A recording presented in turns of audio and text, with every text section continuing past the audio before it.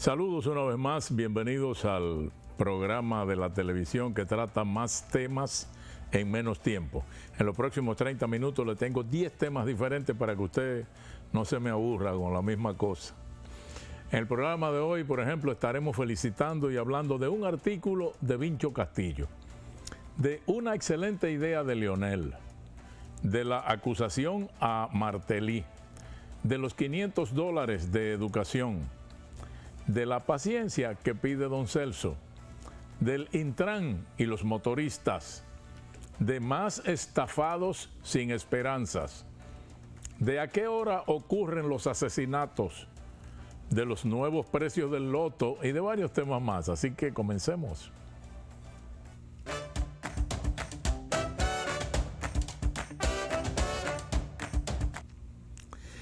Bueno, el doctor Vincho Castillo, Marino Vinicio Castillo, antes de salir de viaje al exterior, donde iba para un asunto de un chequeo de salud, dejó un artículo en el Listín Diario, y en ese artículo él toca el tema del fallo judicial del caso Odebrecht. Y ahí él hace señalamientos realmente dramáticos. Dice don Vincho que a nadie debe extrañar el resultado final de ese juicio, porque la misma magistrada Miriam Germán Brito advirtió de forma clarividente, dice, para usar su mismo término, en 2 ocasiones lo que iba a venir con ese juicio. La primera vez lo hizo como advertencia al mismo Ministerio Público de que debía profundizar en el mejoramiento de las pruebas, o si no, el caso se iba a caer.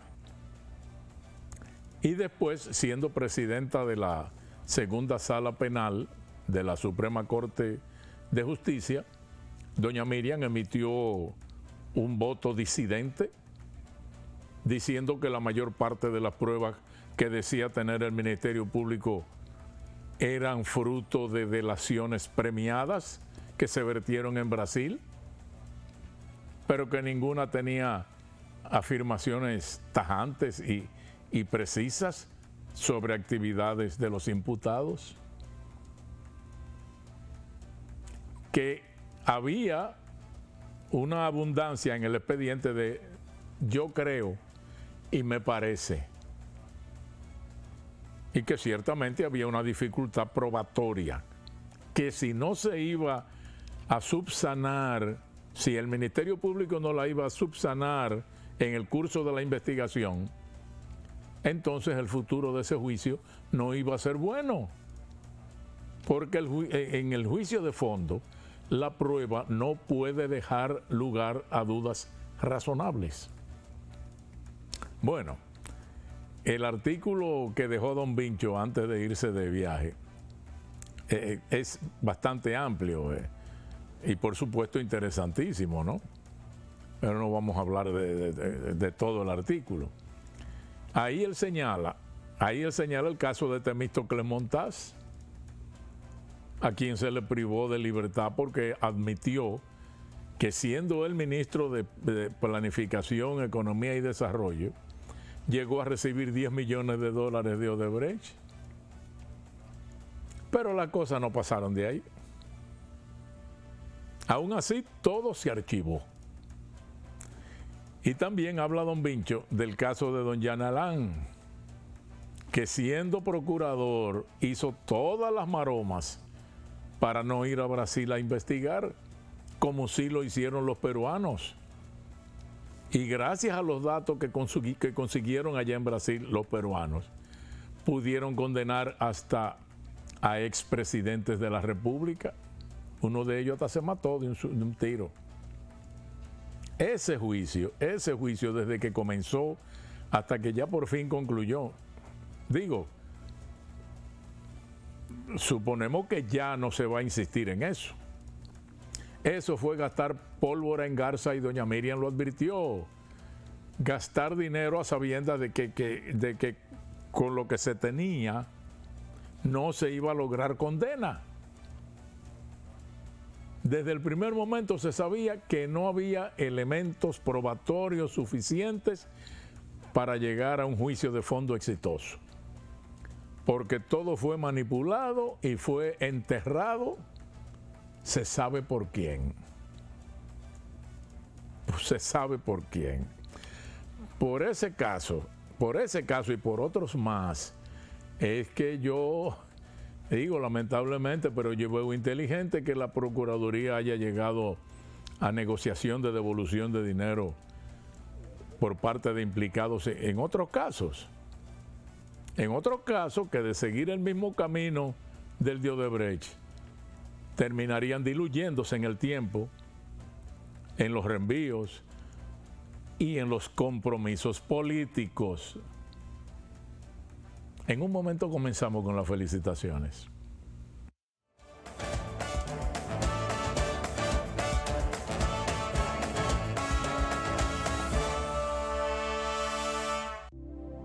Cada taza trae con ella el sabor de los mejores deseos. Deseos que se van multiplicando durante el día y nos salen hasta en la taza.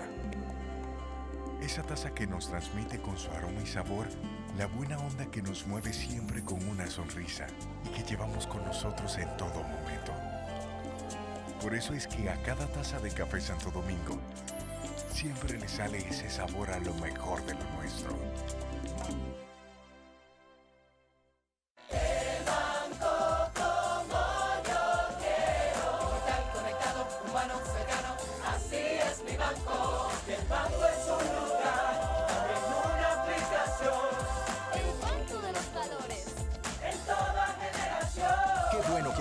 Que sabe estar presente en la manera en que cada uno decide vivir la vida. El banco como yo quiero. Banco BHD, el futuro que quieres.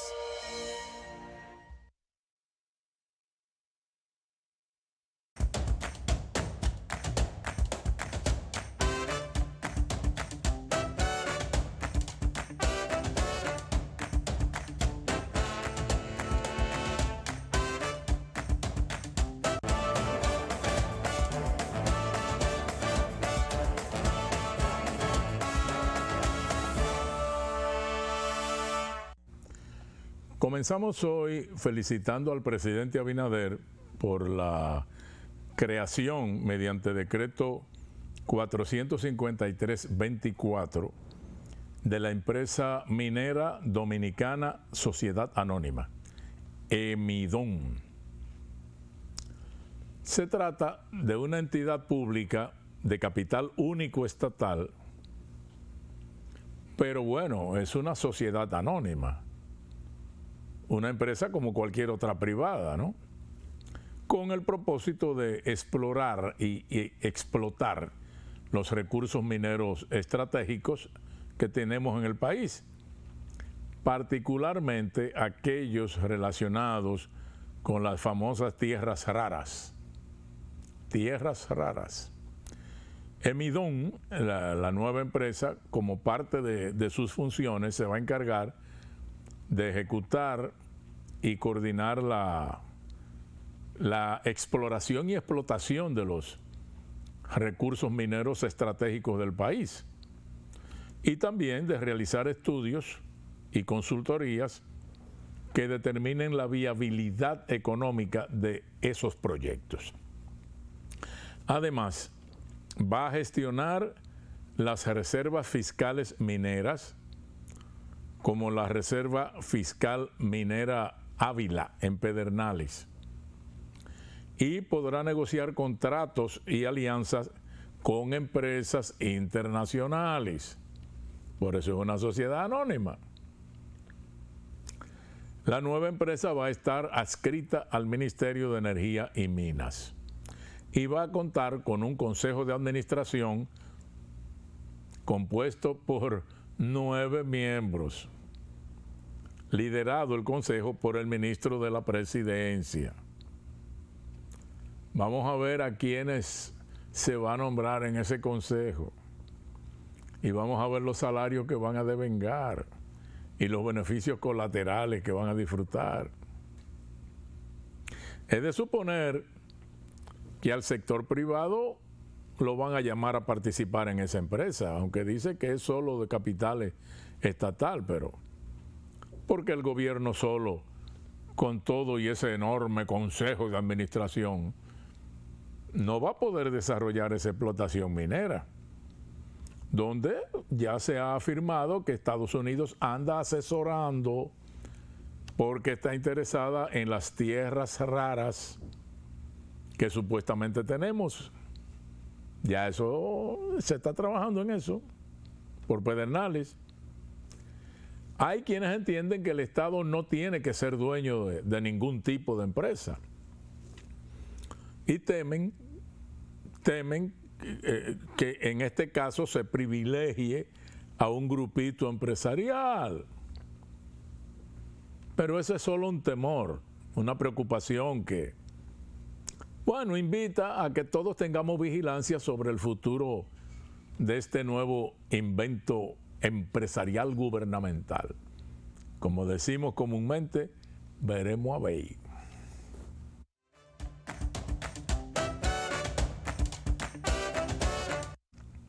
Felicitaciones al doctor Leonel Fernández, porque en una entrevista con el grupo de comunicaciones Corripio, afirmó allí que su partido, la Fuerza del Pueblo, va a evaluar el padrón de militantes, va a fortalecer sus estructuras para iniciar un proceso de formación política. Y añadió que se tiene que volver a que un partido político se vincule al pueblo y se convierta en una universidad popular.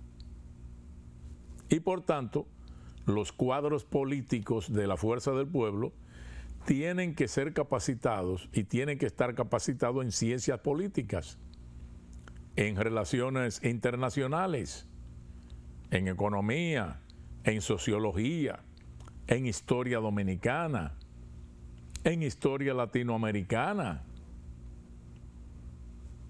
en conocer la actualidad, en poder debatir para formar una nueva generación para la consolidación de la democracia en República Dominicana.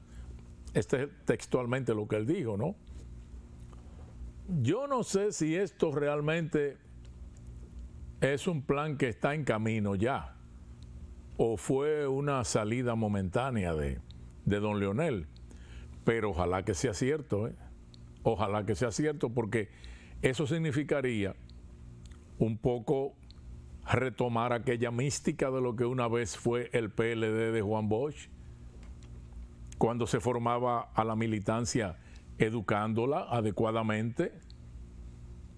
O sea, retomar esa filosofía a mí me parece que es vital para que se cambie la actitud de la mayoría de los que se enganchan a la política buscando nada más que esto. ¿Será cierto lo que dijo ahí don Leonel? Ojalá, ojalá.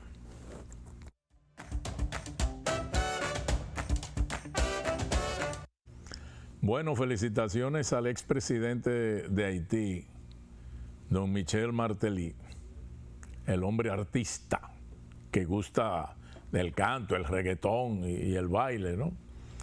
Porque resulta que la Oficina de Control de Activos, Oficina de Control de Activos Extranjeros de los Estados Unidos, le aplicó sanciones por complicidad en el tráfico ilícito mundial de drogas. Se le acusa de haber abusado de su influencia para facilitar el narcotráfico con el paso de cocaína hacia Estados Unidos y de participar en el lavado de dinero proveniente de ese negocio y de apoyar a varias pandillas. Digo, con ese anuncio, cuando llegó aquí, no son pocos los que se pusieron muy nerviosos, porque se dice, yo no sé si es verdad, que el hombre no tan solo tiene muy buenas relaciones aquí, se dice que también él tiene socios en negocios. Negocios en lo que no se sabe si él participa con su nombre o es con testaferros. Hay gente nerviosa. Ahora, lo que me pareció extraño es que cuando la oficina esta de control de activos extranjeros en Estados Unidos hizo ese anuncio, lanzó la acusación, Martelly se encontraba en territorio norteamericano y se dice que él salió de inmediato. No me digan que se escapó. En todo caso lo dejaron salir. ¿O no es así? Digo yo, porque ¿qué pasa?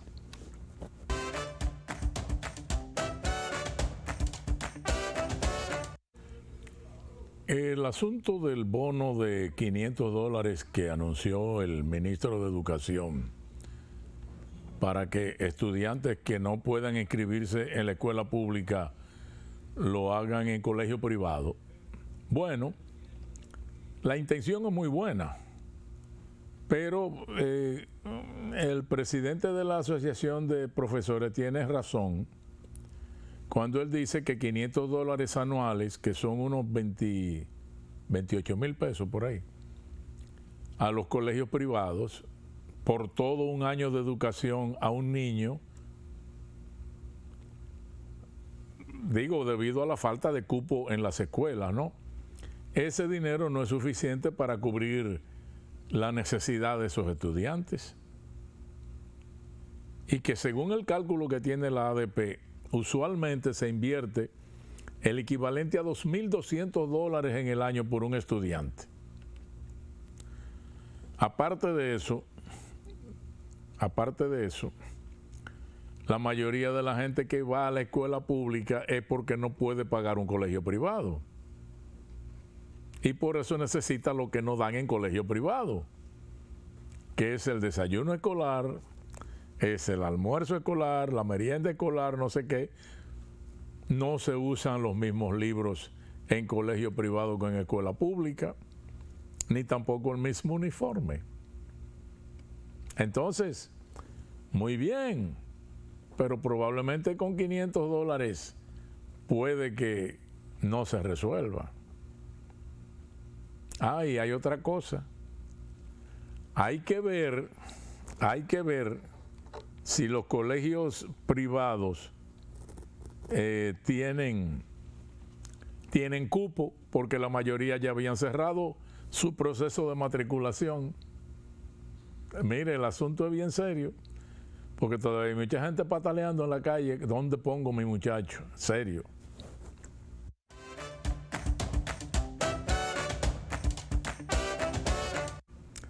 Felicitaciones a don Celso por esa exposición sincera de la realidad que golpea y que parece que va a seguir golpeando al usuario de energía eléctrica,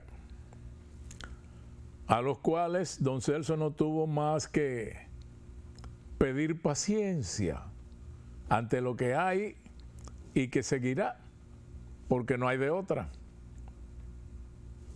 Un amigo de este programa me escribió diciendo que eso de que pedir paciencia a la gente, mira, una gente que se acuesta cansado a las 11, a las 12 de la noche, sin luz, con un calor del diablo, que le digan que lo que hay que tener es paciencia. Dice el amigo mío que eso le recordaba a Julio Sauri, aquel famoso administrador de la entonces Corporación Dominicana de Electricidad, que siempre justificaba los apagones atribuyéndolo a las chichiguas que se enredaban en los postes, y que también le recordaba a la solución a la plaga de mosquitos que el entonces secretario de Salud Pública Rodríguez Soldevila sugirió resolver fácilmente, que nada más tenía cada dominicano que matar 100 mosquitos y ya con eso. y para coronar su irónica reacción con la más célebre de todas, recordó el amigo mío aquella ocasión en que don Hipólito, siendo presidente de la República, y en ese tiempo, en un momento, los huevos aumentaron de precio a 9 pesos un huevo. Un periodista le preguntó sobre el alto costo de los huevos y Hipólito le dijo, ajá, es caro, y si usted fuera gallina, ¿usted pondría un huevo por ese precio? Continuamos.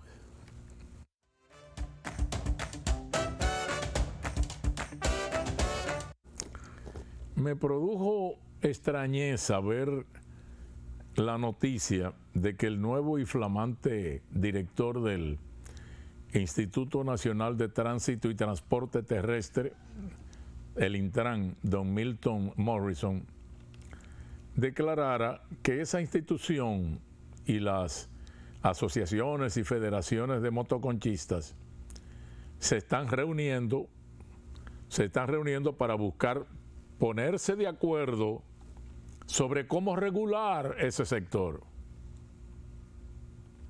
¿Qué se ha hecho?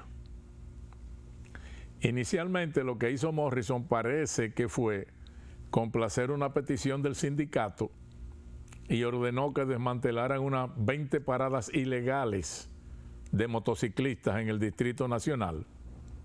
O sea, complaciendo la solicitud de las asociaciones de motociclistas para que no se permitan paradas de motores que no están bajo el control de esas asociaciones y de esas federaciones. Ajá.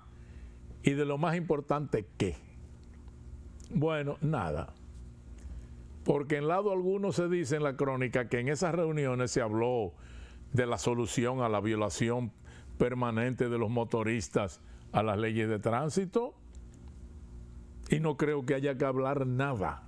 Lo que hay que hacer es actuar, dar una orden con carácter para que a partir de tal fecha todo motorista que cruza en rojo un semáforo se le incautará el vehículo por un periodo de 3 días y un pago de una multa de 5,000 pesos. Eso es lo único que hay que hacer para resolver el problema. Se resuelve en 2 días. Pero parece que el señor Morrison va con el criterio del dirigente político a barajar el asunto. Y así no se va a llegar a nada. Pero a nada. Y mire, lo que pasó el jueves pasado en esta capital, que fue advertido por alguien en un tweet, en un X, como se llama ahora, tumbaron la mayoría de los semáforos de los cruces más importantes de la capital, lo dejaron sin luz y se armó un caos en la ciudad del caray. Y todo eso tiene que ver con el contrato aquel que se iba a investigar, que una auditoría que no se sabe si se hizo, que los cuartos que se dieron, que al director de Intran lo suspendieron por un tiempo, pero ese embrollo es el causante de eso que hicieron y fue hecho a pota.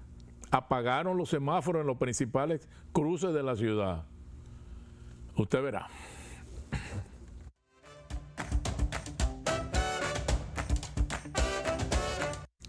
Hay que felicitar a los ahorrantes de la desaparecida financiera Bergal, que ya llevan 8 años tratando de que se le devuelva su dinero. Comenzando con el tribunal, con que el tribunal sentencie a los ejecutivos de la empresa a devolverle su cuarto. Pero que va 8 años y no hay manera de que se concluya. La semana pasada reenviaron nuevamente el proceso en la Corte de Apelación y lo mandaron para el 8 de octubre, o sea, casi un mes más. ¿Debido a qué? No, casi un mes más, no, más de un mes. Debido a que el reenvío. Oiga, para que usted vea por qué no son pocos los que no confían en la justicia, y prefieren tomársela con sus propias manos. La cancelación y reenvío fue porque el defensor público no compareció y resulta que el principal acusado no tiene abogado, sino que depende del defensor público que no asistió. como tampoco asistió un abogado privado de otro de los acusados. Y para colmo, el Ministerio Público no estaba preparado para el conocimiento del caso. Óigame, 8 años, todo eso después de 8 años bregando. Y se trata de una financiera que operaba sin autorización de la Superintendencia de Bancos ni del Banco Central. Hay que ver, cada vez que hay audiencia, el tribunal lleno de esos infelices que perdieron su dinero ahí y aún conservan la esperanza de que van a conseguir algo. Estamos hablando de una estafa de 500 millones de pesos. Que, bueno, en 8 años se han devaluado bastante. Mire, es admirable la paciencia que tiene alguna gente todavía, porque si fuera yo, mire, no puedo decirlo. En un momento volvemos, no se vaya.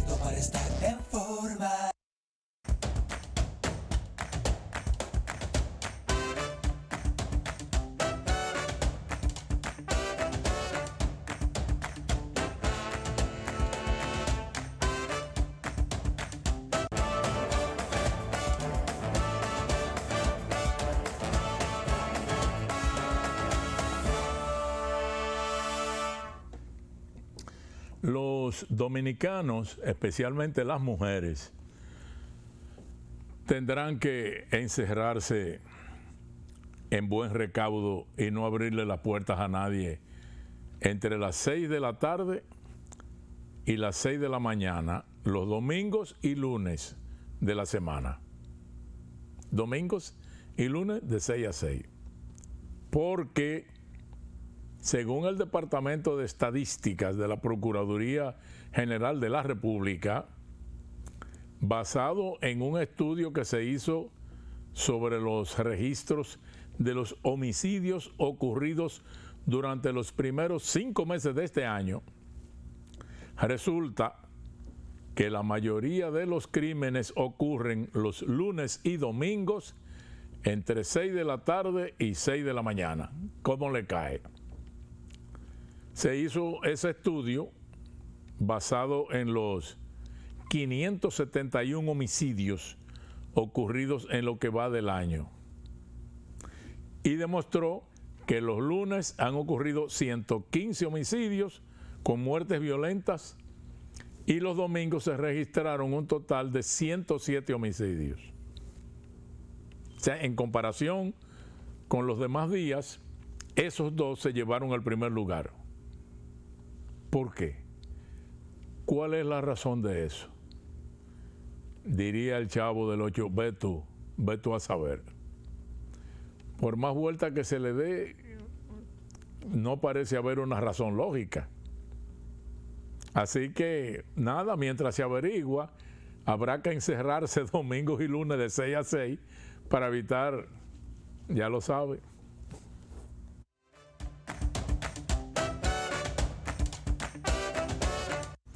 Y finalmente por hoy, bueno, felicitaciones a todos los que juegan el loto de Leisa, porque a partir del sábado pasado, 24 de agosto, los precios de las jugadas fueron disparados hasta en un 100% más.